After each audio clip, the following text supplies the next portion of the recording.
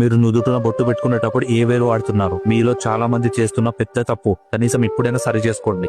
ఏ వేలు పెడితే ఆ వేలుతో బొట్లు పెడుతుంటుంటారు. చాలా తప్పండి.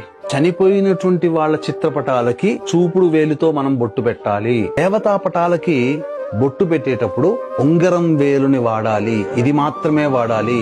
కొంతమంది గంధం ఈ వేలుతో, బొట్టు ఈ వేలుతో పెడతారు. తప్పు. గంధం ఈ వేలుతో పెట్టాలి.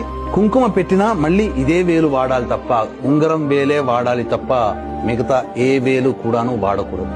ఇక అన్ని అయిపోయినాయి. మనం బొట్టు పెట్టుకుంటే ఎలాంటి ఏ వేలుతో పెట్టుకోవాలంటారా? మనం బొట్టు పెట్టుకునేటప్పుడు ఆయుష్కారకుడైనటువంటి శనికి సంబంధించినటువంటిది ఈ మధ్య వేలు ద్వారా పెట్టుకోవడం వల్ల మనకు ఆయురారోగ్యాలు అభివృద్ధి చెందుతాయి. కాబట్టి ఎల్లప్పుడూ మధ్య వేలు మనం బొట్టు పెట్టుకోవడానికి వాడాలి.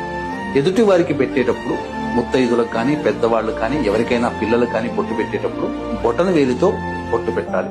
ఏ సందర్భంలో కూడా చిటికన వేలు పనికి రాదు.